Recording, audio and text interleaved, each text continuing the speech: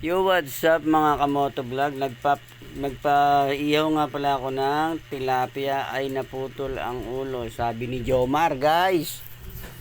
Eto, sa Delnasya to, guys. At ito yung kanyang tindahan. Si Jomar, mga kamoto vlog, no? Ayan, no?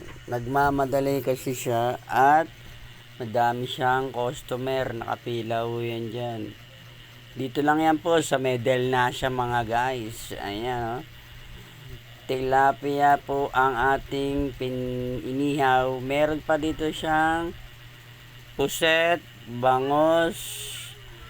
At yan, binigyan na po sa atin ang niyang tilapia ang malaki. Ayan po siya, kasama ko si Ate Rusi. Ayan po, located lang po yan dito sa baba ng Kapitan. Yan, oh. Pag bumaba po kayo dyan, konting-konti lang po yan. Dating carwash guys, kay Jomar. Ayan po yung nag-iiyaw. Yan ang pinakapoging tindero. Si Boss Jomar. May yung liempo. Katabi po rin siya, barbecue.